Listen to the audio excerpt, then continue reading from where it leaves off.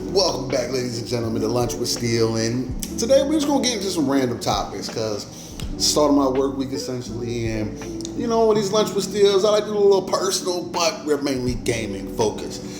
If you missed it Saturday mornings, Live a Split Screen, check us out. Did another almost 4-hour show, phenomenal. Also, was live with the homie PTK Blam, somebody else that I do consider a brother in this gaming space, man. It's good to chop it up with him about just different gaming topics. And look, man, essentially that's why I'm continuing to reach out more as well into the TikTok community or just gaming community overall, because essentially why I joined the Twitter space again, outside of like on a personal level, was to find more like-minded people that actually enjoyed talking about the gaming industry. So that's kind of my whole purpose of me even doing this in the first place. So, but anyway, so I know I was teasing a couple videos ago. I was teasing about possibly jumping back into Ghost Recon, because Ghost Recon's apparently the new one's going to go back to being first person, and I talked about it a little bit on the show, being somewhat frustrated by that because I think Ghost Recon has a perfect lane being third person, right? I've always thought Ghost Recon being third person was the way to go, especially after Ghost Recon Advanced Warfighter. There's been just every iteration after that I felt like was solid until they got to Wildlands, and then again with Breakpoint, and they changed a bunch of stuff with Breakpoint as well. Mind you, if you're interested in that, just stay tuned. Let me know in the comments below if you want to see some Breakpoint gameplay on your timeline. But because I also saw that they give you the option to not play with any of the deal with no gear score, play a little bit more realistic. You still get like solid drops and things like that, but it makes the weapons a little bit more like unique in a way. So that's going to be interesting to see if I end up jumping back into that.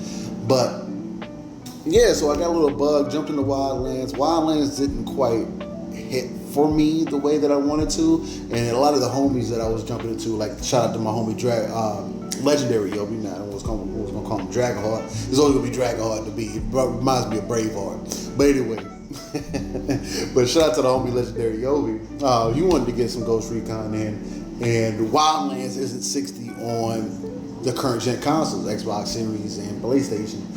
The game's not crossplay either, I don't think, anyway. But nonetheless, but I do have Breakpoint on console because it was the last like Ghost Recon that I really like wanted to try.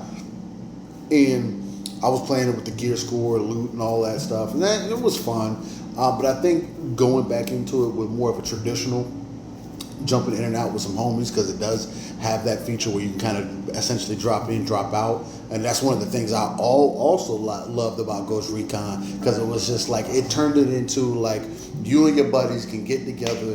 Like, yeah, you have your squad, you can approach things solo, but you can also have your buddies kind of drop in, drop out, and nobody ever feels like they're left behind. You always have that sense of progression. So I'll be starting a new game and kind of approaching it that way, and I think it's going to be super interesting doing it on. It's going to be as realistic as possible within reason. We're not going full milsim, one tap. You know, we want to make it fun as well. So hopefully get through it and have a good playtime with it. And other than that, I mean, I think the biggest thing that has been kind of going on in the streets this week is just the news of PlayStation hiring for a new position that blatantly states that they're looking to expand out to Xbox and Nintendo, and more so on PC, right? You're already seeing PlayStation bring a lot of their titles closer to that day one on PC, and that's how those moves start, right? People were saying the same thing about Xbox when they were bringing games to PC. I was looking back at the Gears Ultimate Edition when they redid the first one the first time. That released on PC day and date, you know what I mean? And there's been other games that Microsoft has released that have come to PC day and date. But again, for me, it has never been too far outside of Microsoft's scope because they are more of a software business. They do this, they do stuff with Windows, you know what I mean? So it's like that transition always made sense, and I always included that as part of Xbox's business, right? Now, again, until we get to a place to not just streaming, because this week that's also something that Xbox has teased well, not even teased, that they went out and did an additional release and kind of just to put more people on game, is about being able to stream your own games. And that's something that they've been consistently working on. But we need something a little bit deeper than that. I want to stream my games. I'm still at a point right now where I got good internet, right? I'm at a point now, I got fiber, get a gig up, gig down. Grateful that I'm able to get that. First time in my life where it's just like, bro, I'm finally paying for whatever download speed that I'm getting down is exactly what I'm getting up. For my upload. Phenomenal experience. But nonetheless, even with good internet, I'm the type that I can still sense the latency. You know what I mean? I can still feel the differences. And I get that it'll work for some people, but because I do tend to play games at a certain level, at least a perceived level for me, ideally, you know, I play Souls games, I do play games on a more difficult level. Having that latency, the additional latency, at least from the times that I've played with it, has still been noticeable. I haven't jumped into GeForce Now or nothing like that yet, so I don't know what that experience is like. But, you know, having access to the rest of my library is super dope. Don't get me twisted. But I need my native games, you know what I mean? So until PC starts offering your entire Xbox library, I think that's when those walls will start coming down. But as far as PlayStation goes, it's like the writing's on the wall. The current hardware has very minimal differences. The only reason why like traditional exclusives really mattered was because there were boxes that were doing something unique, that offered something, and that hasn't really been the case over the last couple of generations. There's less people engaging with the content than ever before, right? Although there's more content than ever before. It's like it's two-faced. You know, you do have more people engaging in gaming, but at the same time, they're not engaging with the same type of games that me and some and other folks in the hardcore side of things may consider. I'll just put it to you. I'll make it easy. Less than 5% of gamers are buying games on a month-to-month, new games on a month-to-month basis. You and me might play Wu-Tang Fallen Feathers today, but there's going to be a huge group of people who are not going to play that game until a year, 2 years, maybe if they ever end up getting to it down the line. Because there are those black hole games. Roblox, Fortnite, Minecraft. These games, I mean, again, I don't have a problem with it because I believe in a good live service. I believe in a good game, just overall. And if you have the online capability, then that just leans into how good of a game that you are, right?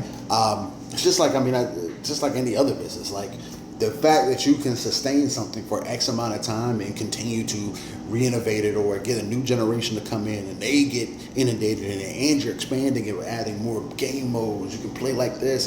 Roblox, was watching my oldest do crazy combat moves and stuff like that in this game that she was playing within Roblox. It's like they're offering so many different universal things to consider to look at, and that's something that Sony's going to continue to look at. Their live service push has not been successful, right? They don't have very many first-party games to speak for. Not this year, for real. Spider-Man 2 didn't hit the way that it was supposed to.